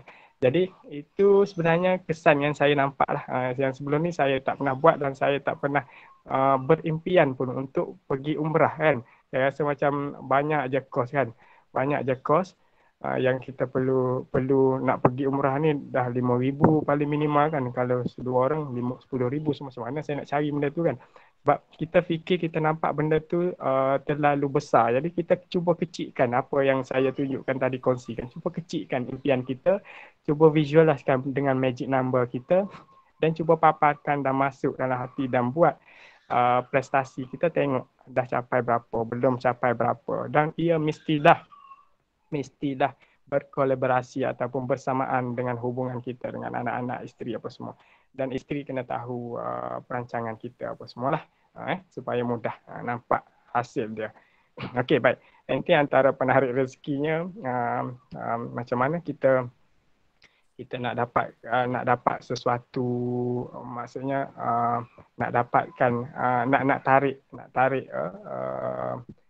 tarik sesuatu yang positif, kan. Jadi kita carilah sesuatu benda yang boleh kita amalkan, yang mana ia menjadi ia secara rohaninya memberi kesan kepada kita dari segi gerak kerja kita. Kita bangun saja kita dah rasa happy, kita dah rasa positif. Kita bangun saja kita dah boleh bersua muka dengan isteri, dengan anak-anak dengan positif. Tak ada tak ada yang negatif. Kita dalam seharian kita positif. Jadi mudah untuk kita nak dapatkan nak buat gerak kerja untuk bisnes Jadi positif. Jadi kalau kita ada mak ayah apa semua tu cubalah cuba dampingi, khidmatlah pada mereka Kerana yang ni yang paling utamalah saya rasa. Kalau kita ada mak ayah kita tahulah bila kita buat baik kat mak ayah, insya-Allah rezeki tu sentiasa mencucuri kita. Kita tak boleh nak gambarkan Jadi cubalah cuba cari buat yang terbaik. Kalau masih ada mak ayah, kita cuba khidmat sebaik-baiknya. Khidmat semampu kita boleh. Tak dapat dengan duit, kita khidmat dengan tenaga. Tak dapat dengan khidmat dengan tenaga, kita khidmat dengan masa yang kita ada. Tak dapat dengan masa, kita khidmat dengan apa-apa yang termampu. Sama juga dengan sedekah. Kita pilihlah, kalau kita susah sangat sedekah, kita pilihlah sesuatu, tetapkan masa ataupun setiap Jumaat kita sedekah sikit-sikit. Tak kisah sedekah ni macam mana pun tak kisah, boleh usaha, boleh buat je amalan, baca Quran, surah-surah pilihan yang mana yang boleh memberi kesan pada jiwa kita, diri kita, insaniah kita lah. Jadi dan paling utama adalah hubungan dengan keluarga lah, sebab nak jana hasil, nak jana pendapatan, nak buat perbelanjaan apa semua ni, ia memainkan peranan hasil daripada diri kita. Kalau diri kita negatif pada masa tu, kalau diri kita tension, tertekan pada masa tu, maka akan menyebabkan segala gerak kerja pengurusan kita tu tak baik lah. Jadi kita jaga hubungan yang terapat sekali dengan isteri, dengan anak-anak, dengan mak ayah, adik-beradik apa semua. Dan kita pastikan kalau dengan benda tu dia akan menghasilkan aura yang positif, insya-Allah. Aura positif. Yang paling penting adalah kita kalau dah bersuami beristeri, dengan suami isteri lah. Dengan kita mestilah bermula dengan positif dan berakhir juga dengan positif. Kita kena pastikan, sebab itu adalah peranan diri kita sendiri. Okey, baik, lepas tu kita kena senyum sentiasa dan kita pastikan segala tindakan kita tu berbentuk positif. Okey, baik. Sekejap Okey, baik, saya rasa ini sahaja daripada saya, sekadar perkongsian daripada saya, dan saya mengharapkan apa yang dikongsi hari ini adalah terbaik bagi saya dan terbaik bagi tuan-tuan semua dapat amal. Dan kalau benda tu bermanfaat, boleh sampaikan kepada rakan-rakan kita daripada kelompok-kelompok komuniti kita, dan kita cuba macam saya ada rasa kesannya, jadi saya cuba sampaikan apa yang kesan saya alami kepada tuan-tuan semua. Jadi insya-Allah saya ucapkan terima kasih juga kepada tuan-tuan yang bersama dengan sesi kita hari ini, dan terima kasih juga kepada Cik Syamuddin di atas Syamuddin dan juga bahagian pentadbiran yang menyediakan platform ini untuk kita sama-sama berkongsi. Okey, baik, terima kasih. Saya rasa itu sahaja Cik Syamuddin. Terima kasih. Assalamualaikum. Alright, Waalaikumsalam. Sekejap, Cik Saiful, belum lagi. Kita ada soalan jawab. Okay, yang ni saya stop sharing dulu Okay, stop sharing Kita pergi kepada soal jawab Ada yang request tu 3 slide, 3 tips terakhir. Mana dia? Tu Ahmad Hafiz, boleh tunjuk sekali lagi slide 3 tips tu. Slide 3 tips. Ya, saya nak sama Okey, yang mana tu?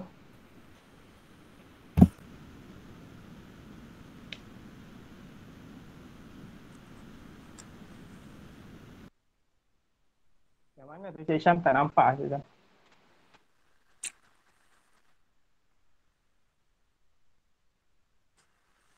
Tak dengar Cik Syam.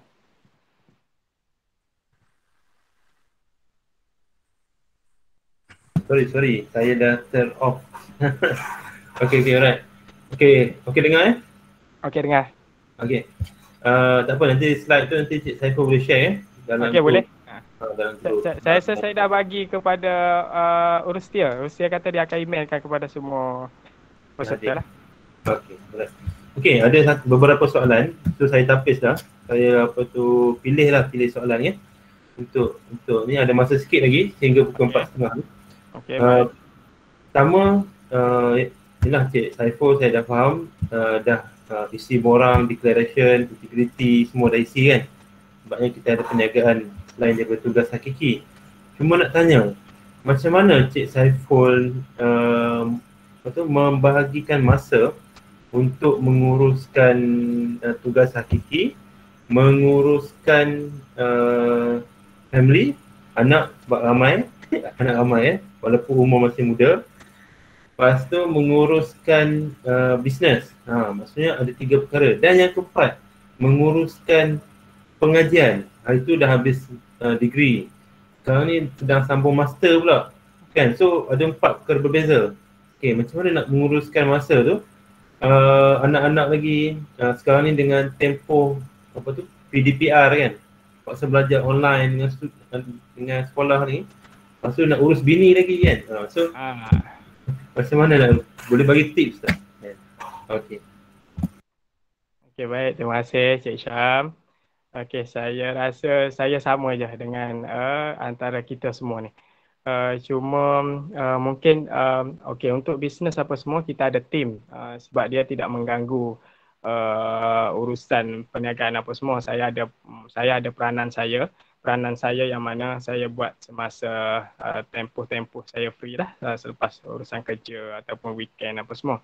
Jadi kita ada tim. Jadi tuan-tuan pun boleh wujudkan satu tim yang mana membantu tuan-tuan lah. Kalau tuan-tuan perlukan pembantu tuan-tuan cari pembantu dan tuan-tuan dah pastikan lah yang kita bayar dia tu dia boleh support urusan bisnes kita dan dia menghasilkan pendapatan yang baik lah untuk kita. Okey. Itu dari segi perniagaan sebab saya ada tim yang bagus lah, yang baik, yang supportive. Saya mainkan peranan saya. Tim lain bahagian operasi mainkan peranan operasi, marketing, sales dan juga admin dan account. Jadi urusan tu lancar lah, tak ada masalah. Dan kita menggunakan kelebihan teknologi yang ada sekarang ni. Tak perlu ada kita tak perlu ada office. Kita hanya 100%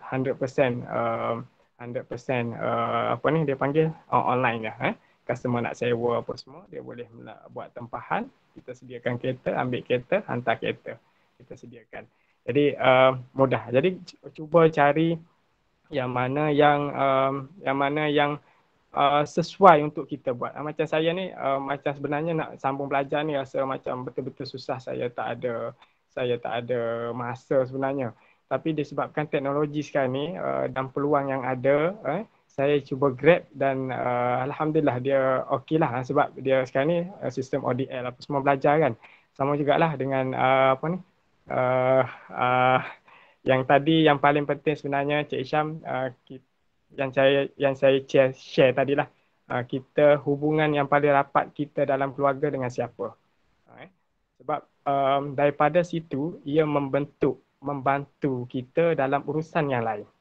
Sebagai contoh macam saya, ketua keluarga, suami dan juga anak. Jadi peranan kat situ, mainkan peranan kat situ. Kalau kita ada isteri, okey, dengan isteri kita kena cari persamaan. Nak pastikan kita ni sama, tujuan sama, objektif sama. Bila kita ada objektif pemahaman yang betul, senanglah dia akan support kita, dia tahu tugas-tugas kita. Saya rasa isteri saya memainkan peranan yang cukup besar lah. Partner kita, maksudnya partner kita, kalau kita ada isteri ataupun kita ada suami, mereka lah yang main peranan betul. Dia yang akan main peranan untuk bantu kita tolak ke depan. Sebab dia tahu kalau kita buat yang ni akan bagi manfaat kepada pihak ni. Jadi saya rasa yang paling utama tadi itulah, kita kena datangkan tindakan kita, positif kita tu daripada keluarga kita sendiri. Orang yang rapat dengan kita, orang yang selalu berhubungan dengan kita. Yang tu. Bila itu pandangan dan pengalaman saya lah. Daripada situ dia akan merebak kepada aura-aura lain. Kita nak jana pendapatan pun senang. Saya bangun pagi-pagi saya positif, isteri okey, anak-anak okey. Jadi saya boleh rancang, boleh fikir macam mana yang terbaik untuk dapatkan. Saya boleh fokus untuk penjanaan pendapatan ataupun nak jaga seluk-beluk gerak kerja kita lah. Itu pandangan saya lah Cik Syam. Okey, alright, tak apa. Okey, ada lagi banyak soalan ni. Okey, saya rasa mungkin ada sesi lain lah kot. Sesi lain yang lebih fokus kan. Sebab masa kita pun dah hampir tamat, ada lagi 6 minit. Saya nak buat conclusion sikit lah. Okay, pertama sekali saya rasa tak salah orang lah. Memang orang yang terbaik lah saya memilih Encik Saiful untuk berkongsi pada hari ini. Beliau membuat perkongsian percuma secara santai, mudah untuk kita faham, dan kita sangat rapat lah kalau kita jemput orang yang hebat-hebat, yang ada pengalaman menguruskan juta-juta, mungkin jauh dengan kita, dengan diri-diri kita kan. So saya rasa saya memilih orang yang sangat sesuai lah untuk berkongsi pada petang ni. Dan yang kedua, bukan senang kita nak bercakap secara umum macam ni kan, sebab masing-masing ada kepakaran, masing-masing ada pengalaman. So apa pengalaman yang ilmu yang disampaikan oleh Cik Saiful pada hari ni, harap dapat kita sesuaikan dengan keadaan kita, situasi keluarga kita, keadaan ekonomi diri kita sendiri. Mungkin setiap orang ada masalah yang berbeza-beza, ada minat yang berbeza-beza. Mungkin ada yang nak buat perniagaan, yang minat yang sama dengan Cik Saiful, mungkin boleh tanya direct. Boleh Cik Saiful Okey, boleh. Dan hari ni dia kongsikan secara percuma. Kalau ikutkan ilmu ni, pengalaman sendiri, memang kena berbayar lah kalau dekat luar tu. So hari ni dia buat secara percuma. Okey, kalau tengok dia punya kerusi gaming ni tu, memang jealous lah. Mungkin hasil daripada target kan, dia punya matlamat untuk yang ni 3 bulan Cik Syam 3 bulan. Ya, kerusi gaming tu.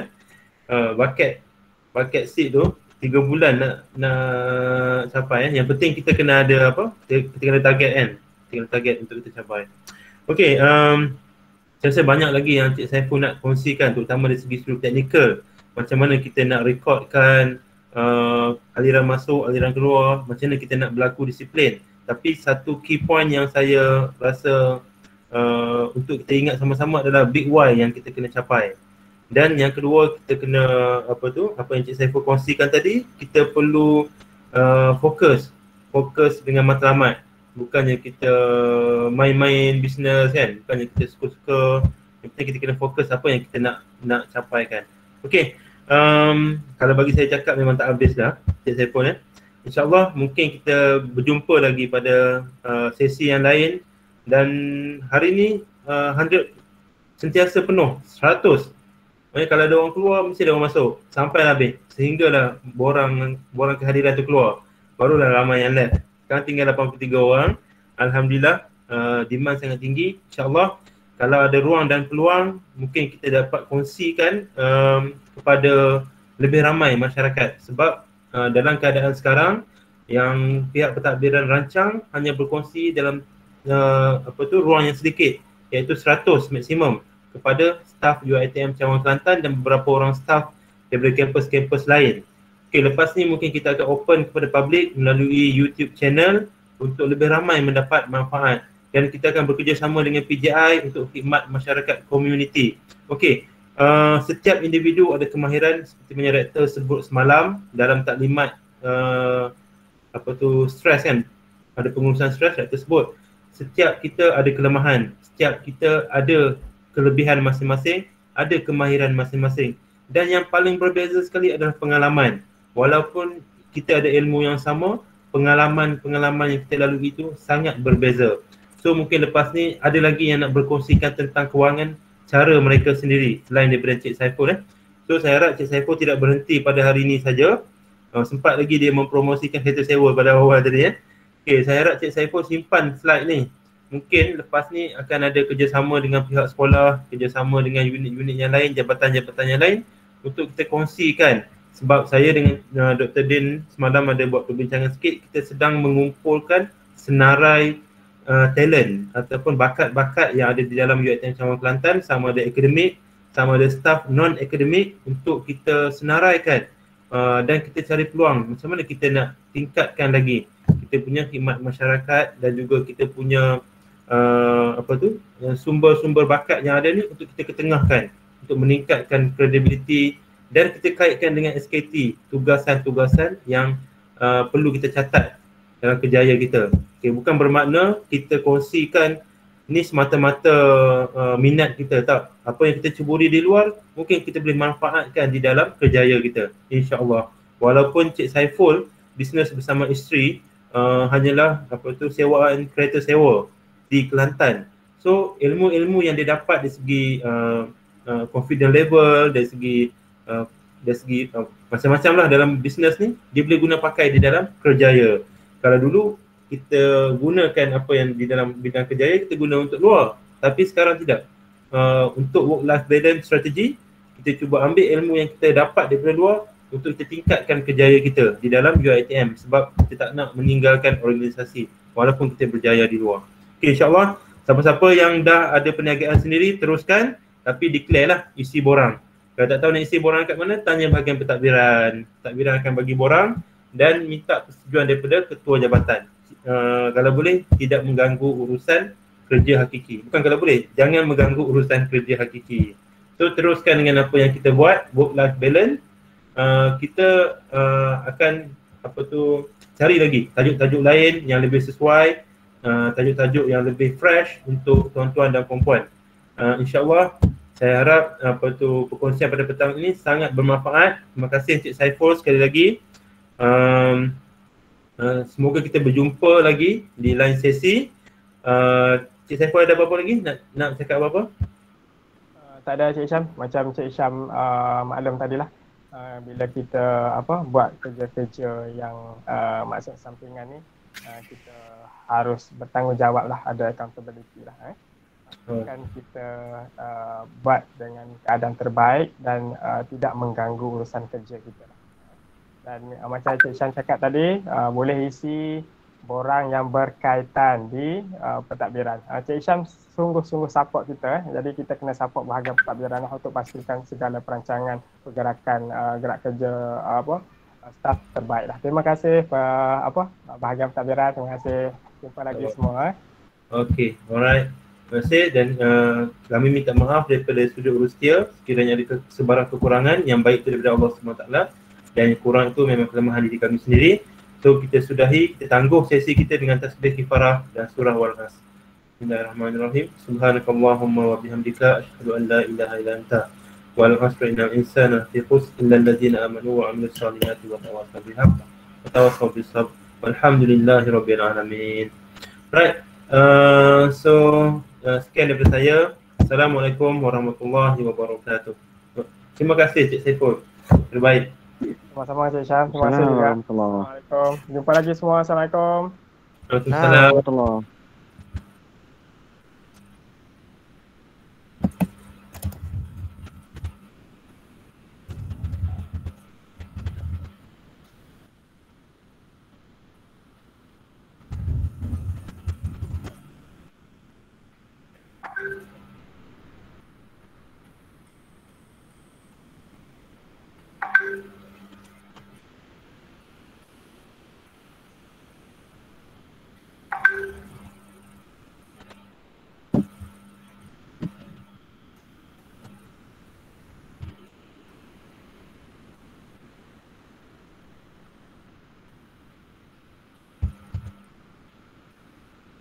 Okay, alright. Cik Saiful Live dulu. Okay, Assalamualaikum.